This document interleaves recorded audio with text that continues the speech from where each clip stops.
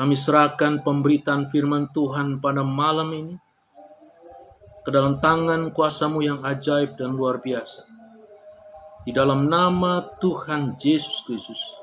Haleluya, amin. Puji Tuhan. Shalom, Bapak, Ibu, saudara sekalian. Jumpa kembali dengan saya, Saudara Pastor Herman Gideon, dalam acara Keynote of Life. Saudara dapat kunjungi channel kami dari YouTube atas nama saya sendiri, Herman Gideon. Saudara, dan grup FB kami, God is so good.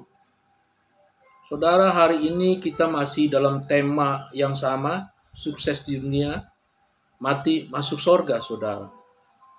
Dan untuk mendapatkan kesuksesan yang sejati, kita butuh karakter-karakter yang sejati, sikap-sikap yang benar, saudara. Untuk sekian kalinya, saudara, kita akan masuk ke dalam sikap yang lain, yaitu sikap mengampuni atau forgiveness. Saudara, mengampuni atau pengampunan adalah mengampuni orang yang bersalah kepada kita, lalu mereka mengalami kebebasan oleh kuasa kasih Allah, saudara.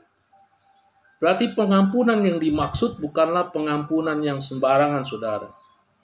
Pengampunan yang diberikan karena ada penyertaan akan kasih Tuhan kita Yesus Kristus. Saudara, seperti yang disampaikan oleh Tuhan Yesus, formula yang harus kita berikan tentang pengampunan adalah kita bisa baca dalam Matius pasal 18 ayat 21 sampai 22. Demikian firman Tuhan. Kemudian datanglah Petrus dan berkata kepada Yesus, "Tuhan, sampai berapa kali aku harus mengampuni saudaraku jika ia berbuat dosa terhadap aku? Sampai 7 kali kah?" Yesus berkata kepadanya, "Inilah formula yang saudara kasih. Bukan. Aku berkata kepadamu bukan sampai 7 kali, melainkan sampai 70 kali 7 kali. Puji Tuhan. Lipat gandaan, saudara. Saudara, di dalam Lukas pasal 17 ayat 4, firman Tuhan juga berkata demikian. Bahkan jikalau ia berbuat dosa terhadap engkau 7 kali sehari, dan 7 kali ia kembali kepadamu, dan berkata, aku menyesal, engkau harus mengampuni dia." Puji Tuhan, saudara kasih, itulah formula yang disampaikan oleh Tuhan Yesus. Bagaimana kita harus mengampuni orang yang bersalah kepada kita. Saudara, memberikan pengampunan kepada orang yang percaya, saudara, sesama saudara kita, sama dengan saudara memberi pengampunan kepada diri sendiri. Karena kita adalah anggota dari satu tubuh, yaitu tubuh Kristus. Haleluya. Saudara, pengampunan adalah membersihkan semua orang, semua pelanggaran-pelanggaran atau clean of the record, dan memilih untuk menerima konsekuensi yang timbul dari pelanggaran tersebut. Haleluya. Saudara, mengapakah pengampunan itu begitu penting, saudara? Karena ada konsekuensi serius bagi orang yang tidak mengampuni. Dia atau mereka akan mengalami gangguan fisik serius, saudara. Gangguan mental, gangguan emosi, bahkan gangguan rohani, saudara. Haleluya. Saudara, orang yang tidak mau mengampuni juga tidak dapat pengampunan. Dan itu tertulis dalam Matius pasal 6 ayat 14 sampai 15. Karena jikalau kamu mengampuni kesalahan orang, Bapakmu yang di surga akan mengampuni kamu juga. Tetapi jikalau kamu tidak mengampuni orang, Bapakmu juga tidak akan mengampuni kesalahanmu. Saudara, mengapa begitu penting pengampunan? Karena ia mengandung siksaan. Bagi orang yang tidak mengampuni, dia akan mendapatkan siksaan. Saudara, di dalam Matius pasal 18 ayat 32 sampai 34, Raja itu menyuruh memanggil orang itu dan berkata kepadanya, "Hai hamba yang jahat, ya, seluruh utangmu telah kuhapuskan karena engkau memohonnya kepadaku. Bukankah engkau pun harus mengasihani kawanmu seperti aku telah mengasihani engkau?" Maaf, saudara kasih. Maka marahlah tuannya itu dan menyerahkan kepada algojo, tentunya untuk disiksa, saudara, sampai ia melunaskan seluruh utangnya. Saudara, kata asli di dalam Alkitab yang dipakai di pengampunan adalah apiemi, saudara. Itu mengandung arti to send away atau membebaskan orang yang berhutang dan dianggap lunas utangnya, sudah dianggap lunas utangnya. Saudara, mengapa begitu penting pengampunan? Saudara, karena kalau tidak mengampuni mendapatkan kecemaran atau kenajisan seperti tertulis di dalam Ibrani pasal 12 ayat 14 sampai 15, demikian firman Tuhan. "Berusahalah hidup damai dengan semua orang dan kejarlah kekudusan. Sebab tanpa kekudusan tidak seorang pun akan melihat Tuhan." Saudara, berusaha hidup damai adalah saling mengampuni, saudara. Dan itu mengejar kekudusan. Saudara, jagalah supaya jangan ada seorang pun menjauhkan diri dari kasih karunia Allah, agar jangan tumbuh akar pahit. Saudara, akar pahit tumbuh karena tidak adanya pengampunan. Dan itu akan menimbulkan kerusuhan, kegaduhan, saudara, dan yang mencemarkan banyak orang.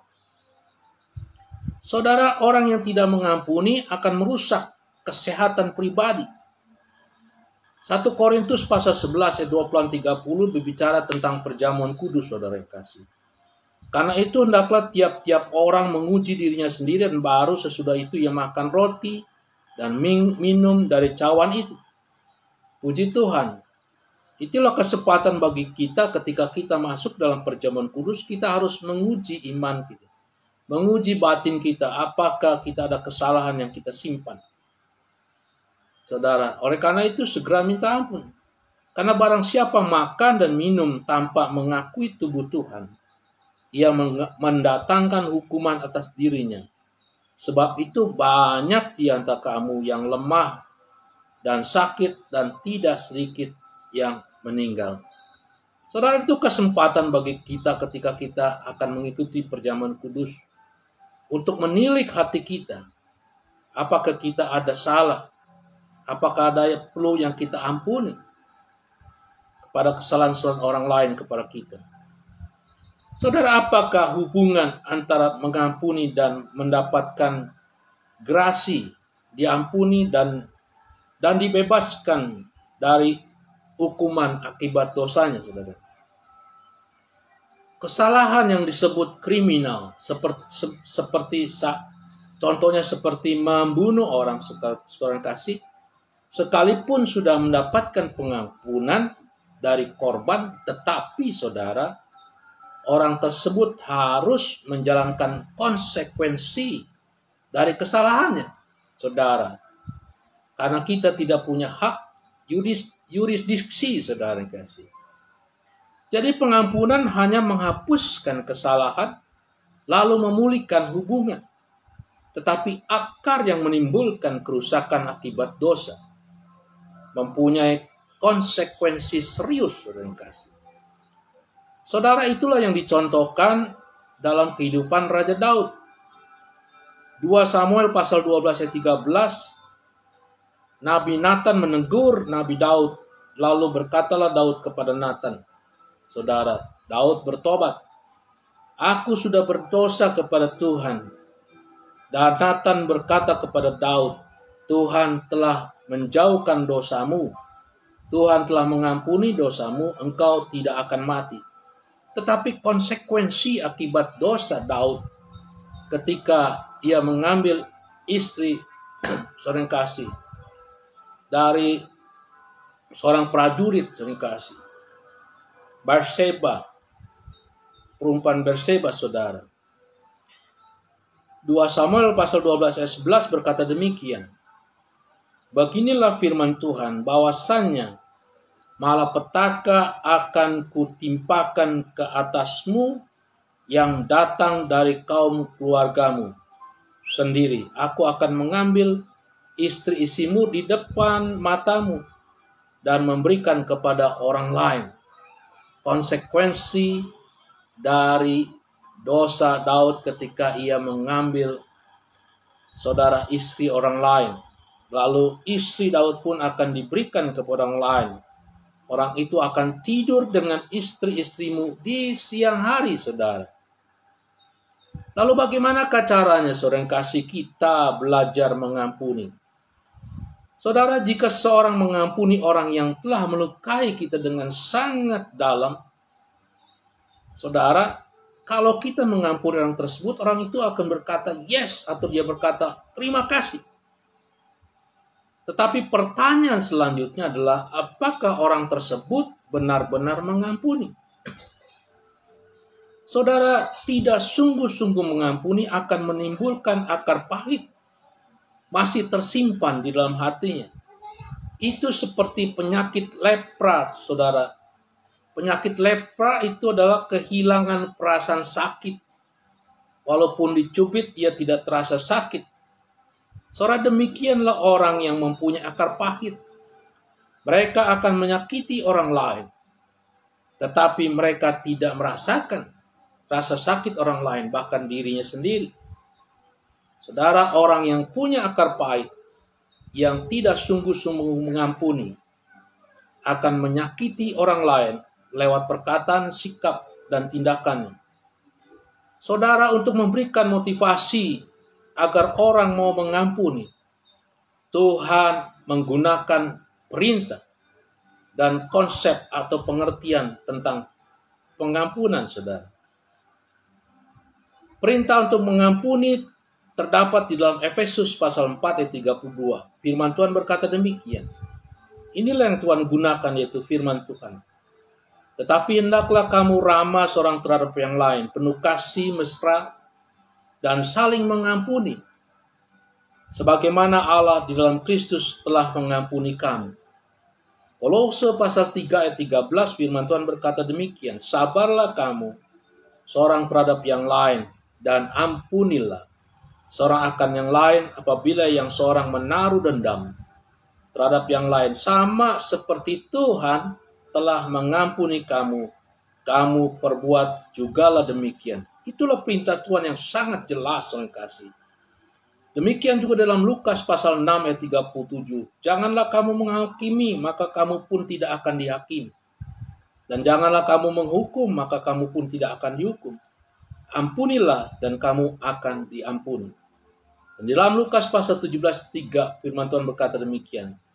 Jagalah dirimu, jikalau saudaramu berbuat dosa, tegurlah dia. Dan jikalau ia menyesal, ampunilah dia. Haleluya. Yang kedua yang Tuhan gunakan untuk memberikan motivasi agar orang mengampuni, yaitu Tuhan memberikan konsep pengertian tentang pengampunan. Tentang mengampuni. Yang pertama, saudara, mengampuni adalah memohon belas kasihan. Itu konsepnya, saudara. Seperti yang tertulis dalam Matius pasal 18:26. Maka sujudlah hamba itu menyembah dia, katanya. Sabarlah dahulu, segala hutangmu akan kulunaskan. Saudara, yang dimaksud hutang ini adalah dosa, saudara, kesalahan. Lukas pasal 7 ayat 41-42. Ada 2 orang yang berutang kepada seorang pelepas uang. Yang seorang berutang 500 dinar dan yang lain 50. Karena mereka tidak sanggup membayar, maka ia menghapuskan utang. Kedua orang itu, siapakah di antara mereka yang akan terlebih mengasihi dia? Itulah pertanyaan Tuhan Yesus kepada murid-muridnya ketika dia memberikan perumpamaan ini. Dan di dalam Lukas pasal 7 ayat 43-46, jawab Simon, katanya, atas pertanyaan tersebut. Aku kira dia yang paling banyak dihapuskan hutangnya. Kata Yesus kepadanya, betul pendapatmu itu. Dan sambil berpaling kepada perempuan itu, ia berkata kepada Simon, engkau lihat perempuan ini. Aku masuk ke rumahnya, namun engkau tidak. Aku masuk ke rumahmu, namun engkau tidak memberikan aku air untuk membasuh kakiku. Tetapi dia membasahi kakiku. Inilah orang yang mendapatkan pengampunan yang besar, yang merasa dosanya sangat besar lalu diampuni. Apakah yang dilakukan oleh Tuhan Yesus dibandingkan dengan Simon? Yaitu tetapi dia membasahi kakiku dengan air mata, dengan tangisan. Karena pengampunan yang besar atas dosa-dosanya yang besar itu. Dan menyekanya dengan rambutnya. Engkau tidak mencium aku, tetapi sejak aku masuk, ia tidak henti-hentinya mencium kakiku. Engkau tidak meminyaki kepalaku dengan minyak, tetapi ia meminyaki kakiku dengan minyak wangi. Sebab itu aku berkata kepadamu, dosa yang banyak itu telah diampuni, sebab ia telah banyak berbuat kasih. Tetapi orang yang sedikit diampuni, sedikit juga ia berbuat kasih. Lalu ia berkata kepada perempuan itu, dosamu telah diampuni. Saudara, konsep pengertian lain tentang pengampunan yang Tuhan berikan kepada kita adalah yaitu membersihkan hati nurani. Haleluya.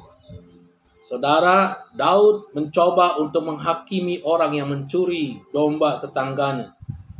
Tetapi Daud tidak layak untuk menghakimi karena ia telah melakukan hal yang sama, dosa yang sama, yaitu mencuri istri orang lain yang diperumpamakan sebagai domba yang disampaikan oleh Nabi Nathan ini. Saudara, dia tidak layak. Justru ia harus mendapatkan hukuman pula.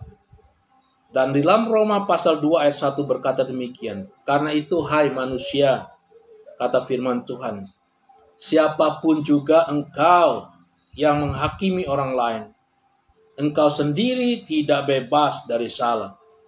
Sebab dalam menghakimi orang lain, engkau menghakimi dirimu sendiri. Karena engkau yang menghakimi orang lain melakukan hal yang sama. Puji Tuhan, saudara, saya pernah mendengar, kalau kita pernah hidup di Jakarta, saudara, kalau seperti dulu bis-bis yang PPD itu, saling sodok menyodok, lalu ada tulisan di belakangnya, sesama bis kota tidak boleh saling mendahului. Beda dengan sekarang, saudara, busway.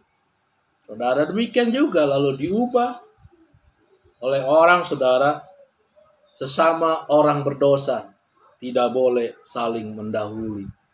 Puji Tuhan, tidak boleh saling menghakimi seperti yang disampaikan oleh Roma pasal 2 ayat 1, saudara. Kita tidak bisa menghakimi orang lain karena kita pun adalah orang-orang yang punya banyak salah sebetulnya. Saudara, konsep yang lain, saudara, yang Tuhan sampaikan kepada kita adalah punyailah tujuan. Kalau kita mengampuni, karena kita mengasihi Tuhan. Karena kita mengasihi orang lain. Karena Tuhan terlebih dahulu mengasihi kita. Puji Tuhan, bahwa Tuhan telah mati bagi kita di kayu salib. Tuhan telah menebus kita dari segala dosa kita, saudara. Ketika kita masih berdosa, Yesus telah mati bagi kita. Dia terlebih dahulu mengasihi kita, oleh karena kita harus melakukan hal yang sama kepada orang lain. Untuk mengampuni, untuk belajar mengampuni orang lain yang bersalah kepada kita. Saudara, konsep yang lain yang Tuhan berikan kepada kita adalah mengampuni berarti memperbaiki tubuh Kristus. Saudara, semua orang yang percaya adalah anggota dari tubuh Kristus. Satu dengan yang lain saling berhubungan. Saudara, menolak mengampuni saudara semen kita berarti sama dengan kita memutuskan hubungan itu. Saudara, berarti kita menolak diri kita sendiri. sebagai anggota tubuh Kristus, dan kita memisahkan diri dari tubuh Kristus sebagai sesama anggota tubuh Kristus sebagai saudara kita. Mari saudara kasih, melalui pengampunan justru hubungan itu kita pulihkan. 1 Korintus pasal 11 ayat 27-30 berkata demikian. Jadi barang siapa dengan cara yang tidak layak makan roti atau minum cawan Tuhan, ia berdosa terhadap tubuh dan darah Tuhan. Karena itu hendaklah tiap-tiap orang menguji dirinya sendiri, dan baru sesudah itu ia makan roti dan minum dari cawan itu. Karena barang siapa makan dan minum tanpa mengakui tubuh Tuhan, ia mendatangkan hukuman atas dirinya. Sebab itu banyak di antara kamu yang lemah dan sakit, dan tidak sedikit yang meninggal. Saudara, konsep yang lain adalah punya hubungan yang erat dengan penderitaan. Menderita, saudara yang kasih, berarti kita berkorban untuk mengampuni. Filipi pasal 3 ayat 10, firman Tuhan berkata demikian, yang kuhendaki ialah mengenal Dia dan kuasa kebangkitan dan persekutuan dengan penderitaannya, di mana ia menjadi serupa dengan Dia dan di mana aku menjadi serupa dengan Dia dalam kematian. Saudara, kematian Kristus adalah pengampunan dosa bagi kita. Haleluya. Saudara, orang yang percaya dipanggil, saudara, untuk mematikan ego kita, untuk tidak ego yang tidak bisa mengampuni yang lain. Kita harus matikan. Supaya apa? Supaya kita mengalami kasih Tuhan. Kasih Kristus yang telah diberikan di kayu salib. 1 Petrus pasal 3 ayat 9 firman Tuhan berkata demikian, janganlah membalas kejahatan dengan kejahatan, atau caci maki dengan caci maki. Tetapi sebaliknya, hendaklah kamu memberkati, karena untuk itulah kamu dipanggil, yaitu untuk memperoleh berkat. Saudara, sebab siapa yang mau mencintai hidup dan mau melihat hari-hari baik, haleluya, ia harus menjaga lidahnya terhadap yang jahat dan bibirnya terhadap ucapan-ucapan yang menipu. Haleluya. Artinya dia harus punya hati yang mengampuni, saudara. Ia harus menjauhi yang jahat dan melakukan yang baik. Ia harus mencari perdamaian. Perdamaian bisa dimulai dengan saling mengampuni dan berusaha untuk mendapatkannya. Saudara, bagaimanakah kita dapat membangun roh pengampunan di dalam diri kita? Saudara, yang pertama, pandanglah orang yang bersalah sebagai suatu alat di tangan Tuhan untuk membentuk kita, untuk menjadi pribadi yang lebih baik, yang sesungguhnya kita sedang diproses untuk menjadi serupa dengan Kristus yang penuh dengan pengampunan. Yang kedua, saudara kasih, bagaimana membangun roh pengampunan?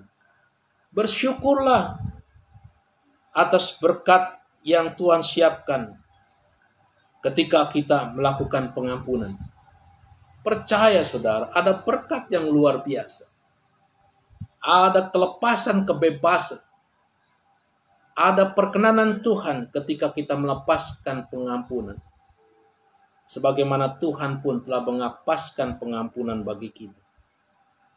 Yang ketiga, saudara kasih, saudara membangun roh pengampunan berarti menentukan kualitas karakter apa yang Tuhan sedang bangun kepada diri kita. Haleluya, saudara, puji Tuhan. Saudara, Amsal pasal 19 ayat 11 berkata demikian. Akal budi membuat seorang panjang sabar, dan orang itu dipuji karena memaafkan pelanggaran. Oleh karena itu, janganlah izinkan seseorang mempersempit, saudara kasih, menjadikan jiwa kita kecil, kerdil, saudara, atau menurunkan kualitas grade dari jiwa kita melalui kebencian yang mereka buat, yang mereka timbulkan, baik sengaja maupun tidak sengaja. Jangan berikan kesempatan itu, saudara. Karena jikalau saudara menerima itu dan saudara tidak mengampuni, saudara sedang mengkerdilkan jiwa saudara dan menurunkan kualitas jiwa saudara. Saudara pemaaf sejati pasti mengabaikan setiap pikiran dari keinginan untuk balas dendam. Pasti dia abaikan dan tidak akan dibiarkan itu bersarang dalam pikirannya. Karena pelanggaran seringkali mengindikasikan, menginjak-injak prinsip-prinsip Tuhan. Haleluya. Oleh karena itu, kita punya keyakinan bahwa setiap orang yang bersalah akan mendapat hukuman dari Tuhan. Haleluya. Oleh karena itu ampunilah. Berdoalah buat musuh-musuhmu. Berkatilah mereka. Roma pasal 12 ayat 19 berkata demikian, saudara-saudaraku yang kekasih, janganlah kamu sendiri menuntut pembalasan, tetapi berilah tempat kepada murka Allah, sebab ada tertulis, pembalasan itu adalah hakku, kata Tuhan. Akulah yang akan menuntut pembalasan, firman Tuhan. Saudara, semakin besar kita memahami betapa pentingnya mengampuni, maka semakin mudah sebetulnya bagi kita untuk mengampuni orang lain. Jadi belajarlah konsep mengampuni yang Tuhan ajarkan kepada kita. Lakukanlah perintah-perintah Tuhan untuk saling mengampuni. Efesus pasal 4, 32. Tetapi hendaklah kamu ramah seorang terhadap yang lain, penuh kasih mesra dan saling mengampuni, sebagaimana Allah di dalam Kristus telah mengampuni kamu, saudara dan saya. Jika kita tidak memaafkan orang lain, kita sedang merobohkan seringkali satu jembatan penghubung seringkali, di mana kita sendiri akan melewati jembatan itu. Saudara, oleh karena itu setiap orang butuh pengampunan, supaya ada jembatan yang bisa menghubungi satu dengan yang lain. Jangan dirobohkan jembatan itu, kasih. Karena kita sendiri akan melalui jembatan itu. Saudara, dengan fokus kepada orang yang bersalah, saudara bisa pelajari ini, saudara bisa lihat, dan saudara bisa telah, saudara bisa riset, saudara kasih. Kalau seseorang fokus kepada kesalahan orang lain kepada diri kita, kita sedang menjadikan dia, yaitu orang yang bersalah, menjadi standar kita, menjadi patron kita. Dan tanpa kita sadari sebetulnya kita sedang mengambil sikap-sikap yang seperti kutuk, saudara yang kasih, di dalam diri kita. Dan akhirnya kita melakukan hal-hal yang sama seperti mereka. Seperti kena kutuk, saudara yang kasih. Haleluya, puji Tuhan. Oleh karena itu saya kasih, jangan fokus kepada kesalahan orang lain. Ampunilah dan lepaskanlah. Saudara, sikap-sikap yang sama akan kita lakukan kepada orang lain. Dan itu akan segera terlihat di dalam diri kita. Pelajari baik-baik, saudara kasih. Oleh karena itu, lepaskanlah pengampunan, supaya kita menjadi orang yang merdeka. Puji Tuhan, saudara kasih. Saudara, mari kita melakukan evaluasi dalam diri kita. Berapa besarkah pengampunan yang kita bisa berikan kepada orang? Yang pertama, saudara kasih, apakah tujuan hidup kita benar-benar ingin mengalami kasih Tuhan?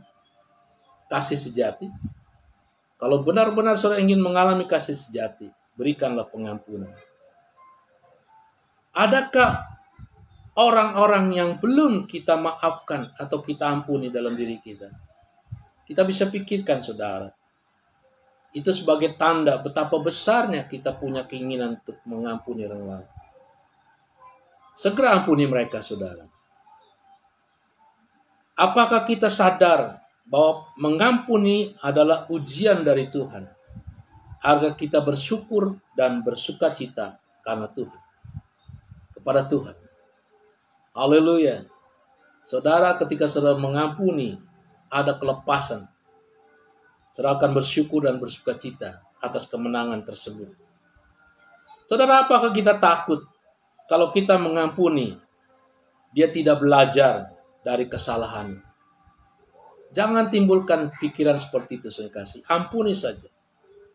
Kalau saudara punya pikiran seperti itu, saudara akan mengalami kesulitan untuk mengampuni orang lain. Apakah kita takut bahwa kalau kita mengampuni, dia akan punya keberanian untuk berbuat salah kembali kepada kita?